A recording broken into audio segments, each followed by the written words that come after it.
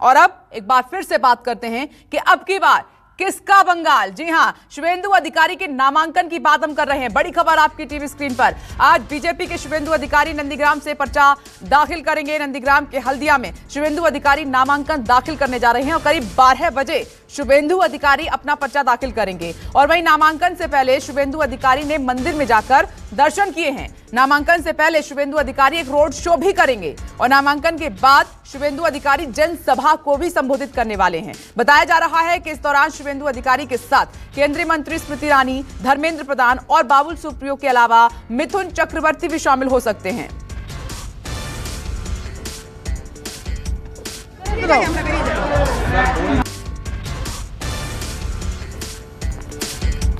तो मिथुन चक्रवर्ती भी शामिल हो सकते हैं। नंदीग्राम, देखिए बिग फाइट इस बार नंदीग्राम में देखने को मिल रही है। महासंग्राम की शुरुआत आज से। 4 तस्वीरें इस वक्त आपकी टीवी स्क्रीन पर।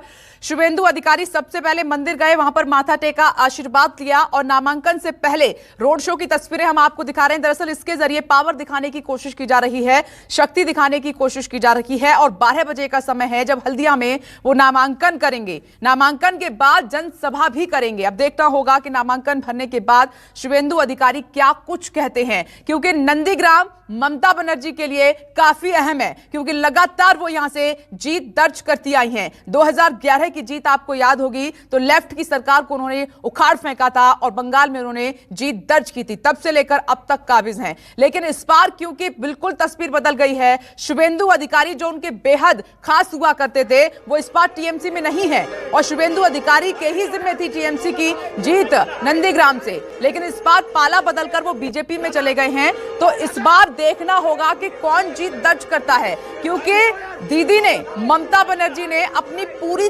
ताकत लगा दी है नंदीग्राम को जीतने के लिए। वो कहती हैं कि मेरा घर है और यहाँ के लोगों का आशीर्वाद चाहिए।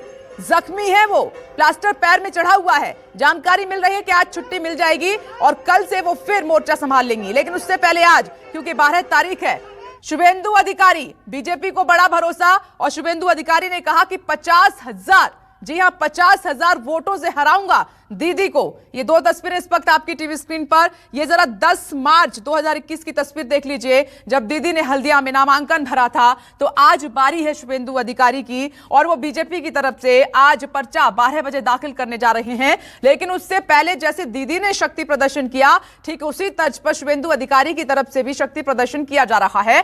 यह दिखाने की कोशिश की जा रही है कि नंदीग्राम में जनता नंदीग्राम की किनके साथ है, शुभेंदु अधिकारी के साथ है या फिर ममता बनर्जी के साथ है। क्योंकि दरअसल अभी तो दोनों तरफ से दावा किया जा रहा है कि नंदीग्राम का जो आशीर्वाद है, वहां की जनता का जो आशीर्वाद है, दोनों को मिलेगा। दोनों की तरफ से यह दावा है। लेकिन 2 मई को तस्वीर साफ होगी कि आखिर कौन जीतेगा यहां से, लेकिन कौन हारेगा। लेकिन अग्नि परीक्षा कड़ी है इस बार, यह भी साबित हो जाएगा, क्योंकि लगातार टीएमसी की तरफ से यह कहा जाता रहा, दीदी ने भी कहा कि शुभेंदु अधिकारी टीएमसी की वजह से जीतते आए हैं, वहां पर वर्चस्व दीदी का रहा है।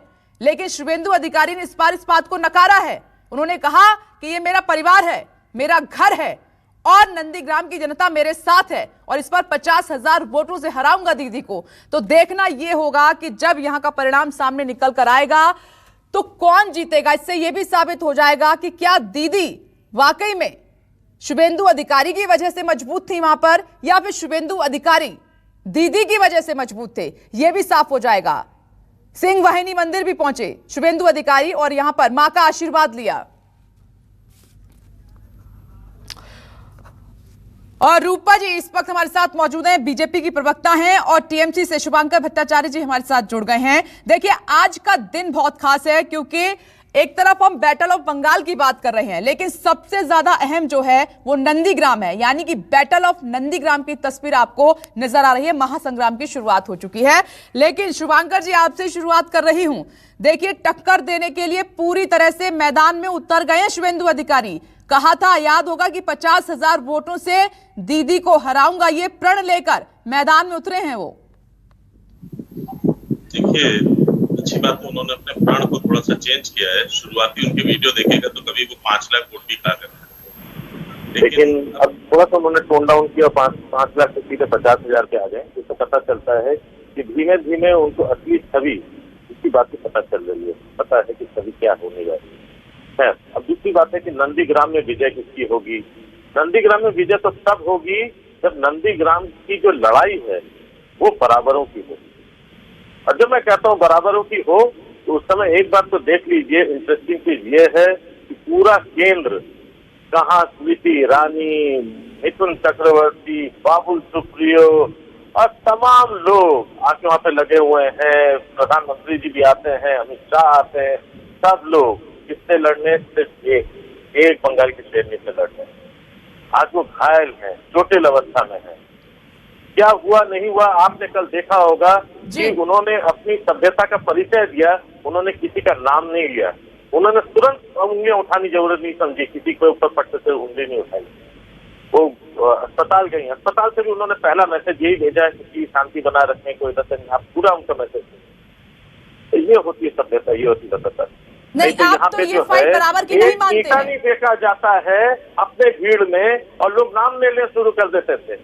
थोड़े दिन पहले ये हादसा हुआ है कि एक बहुत बड़े नेता नड्डा जी वो आए थे, उनके ऊपर से एक तो कंकड़ पड़ गया था तो उन्होंने सारा इल्जाम डाल दिया था, जबकि खुद वो चलते हैं पूरा ब्लैक कैट कमांडो सीआरपीएफ सब कुछ लेके चलते हैं, लेकिन एक्सप्रेस तक वो दूर हो जाते थे और कैसे करके हुआ दोनों तरफ जो भाजपा का झंडा था उसमें से आके ईंटा पड़ जाता है। उन्होंने सीधे सीधे उंगलियां उठा दी थी दीदी की तरफ, लेकिन दीदी ने ऐसा नहीं किया, इस प्रकार से नहीं किया। आपका डेलीगेशन ही चुनाव आयोग से मिल रहा है, बीजेपी की शिकायत कर रहा है, आपके तमाम नेता बीजेपी पर सीधा आरोप लगा रहे हैं, आप कह रहे हैं कि शिकायत नहीं की, फिर शिकायत कैसे की जाती है? ठीक है, शुभेंदु अधिकारी जी मैं लौटूंगी। रूपा जी, शुभेंदु अधिकारी कह रहे हैं कि मुकाबला बराबरी का है ही नहीं, यानी कि वो दीदी की जीत पक्की बता रहे हैं। देखिए, इस बार पश्चिम बंगाल में चाहे वो नंदीग्राम से कूच बिहार तक हो, सभी जगह में जनता ने मन से इस बार ठीक कर लिया कि किसको जिताना है, किसको हराना है। जनता नाकार है टीएमसी के सरकार से, क्योंकि महिलाओं को कोई सुरक्षा नहीं मिली। आपने देखा होगा कि जो घटना हुई है नंदीग्राम में, जो घटना हुई है, उस घटना में जब दीदी की इंजरी हुई है तो आपने देखा कि तमाम जनता ने क्या बोला। सारा पश्चिम बंगाल की जनता देखते रहे कि एक महिला मुख्यमंत्री जो कि बहुत बड़ा सुरक्षा नेट के साथ चलती है, उसके ऊपर भी इस तरह से वो एलिगेशन लगा रही है कि उनको किसी ने मारा।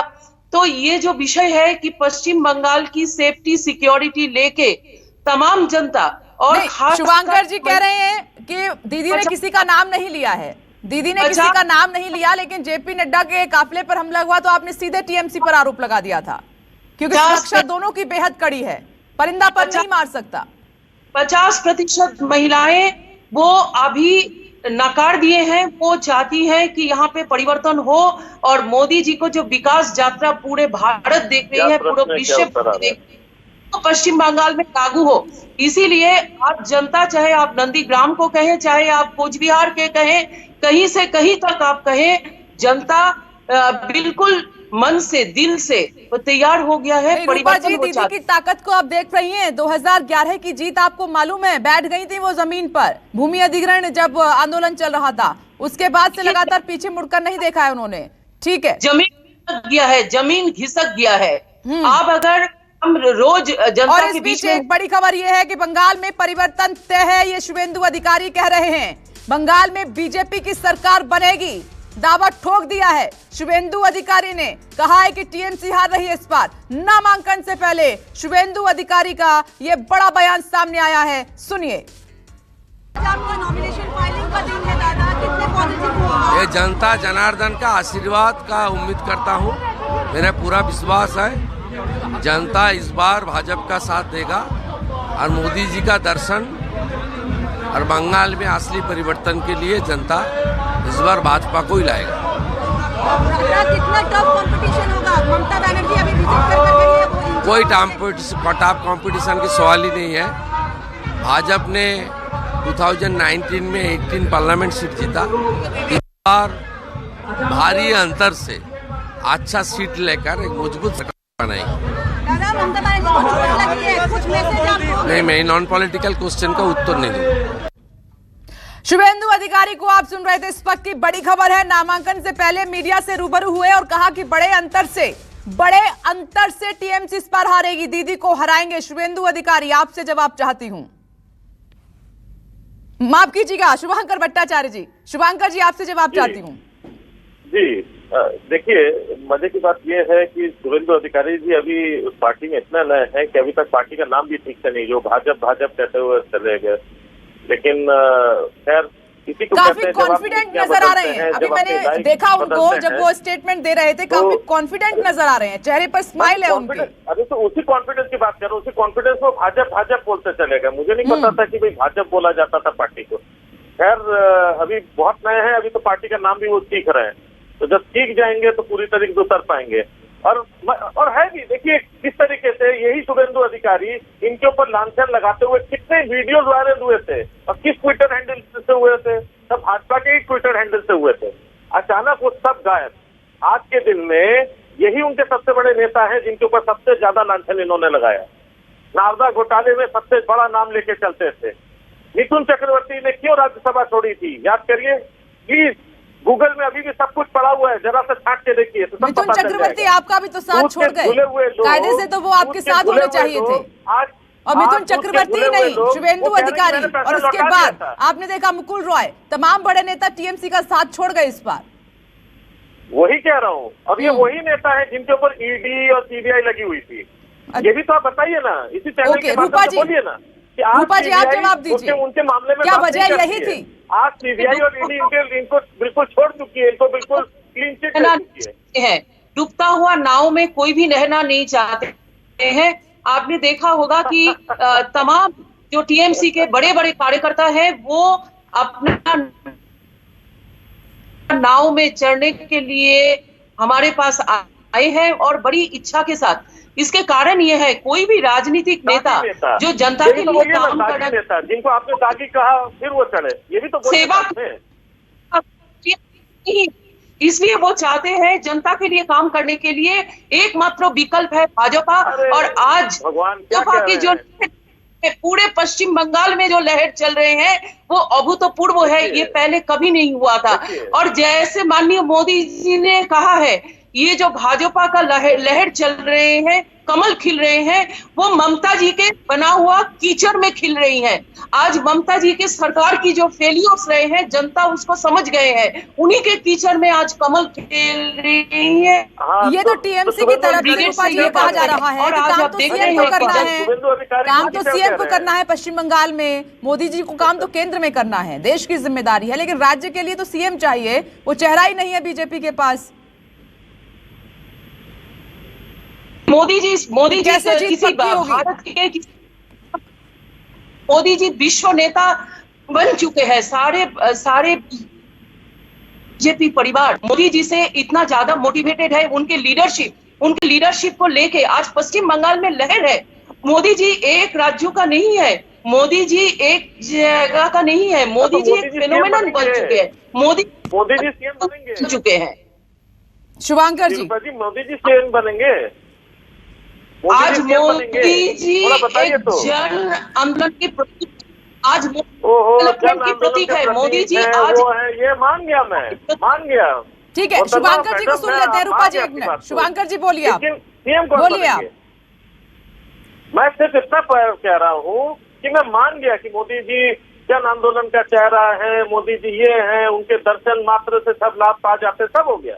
लेकिन क्या वो पीएम की गद्दी छोड़ के सीएम बनेंगे या किनको बनाएंगे?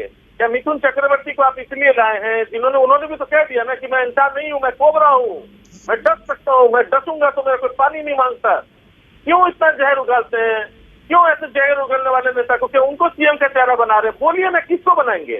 कोबरा को बना रहे हैं कि आपने अभी कहा कि भाई ममता जी के कीचड़ में नंदीग्राम का, अरे तो भैया ममता जी की जो नंदीग्राम में कीचड़, शुभेंदु अधिकारी जीते थे, तो शुभेंदु अधिकारी को कीचड़ कह रहे हैं।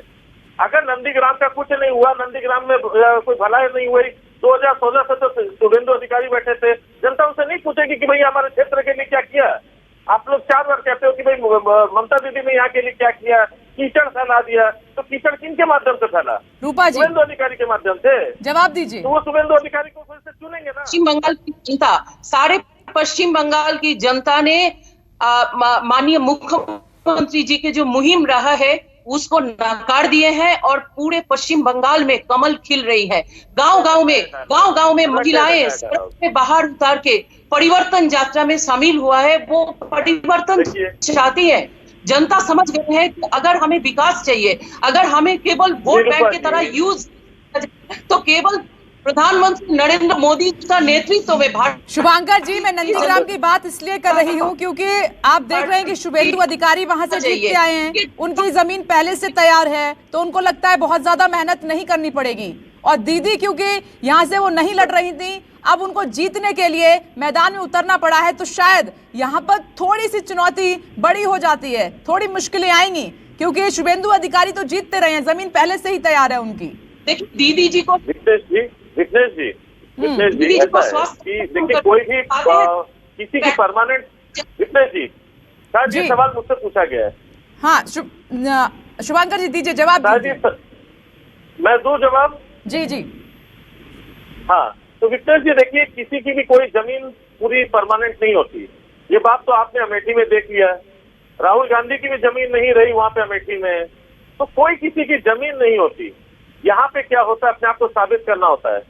इतने लंबे टाइम तक जनता जब आप पर भरोसा करती है, राज्य पर भरोसा करती है, वहां पे लोकल नेता के ऊपर भरोसा करती है, तो देखते कि लोकल नेता ने भी क्या किया है, आप उनसे कितने बने। एक टाइम था जब आप एक नीति को लेके जाते थे या किसी नीति के विरुद्ध खड़े होते थे। सोचिए, जब CA/NRC की बात आती थी तो शुभेंदु अधिकारी जनता के बीच में उन नीतियों के विरोध को लेके सामने जाते थे, आज उनके पक्ष को लेके सामने जाएंगे। तो जब नीतियों में बहुत बड़ी चेंज आती है, जब बहुत बड़ा एकदम से बदलाव, ठीक है, इस पे मैं जवाब ले लेती हूँ। रूपा जी, इस पे जवाब दीजिए आप। नमस्कार, मैं हूं मानक गुप्ता। अगर आपको हमारा ये वीडियो पसंद आया हो तो इसे लाइक और शेयर जरूर करें, और हाँ, हमें सब्सक्राइब और फॉलो करना ना भूलें ताकि आप देश और दुनिया की कोई खबर मिस ना करें।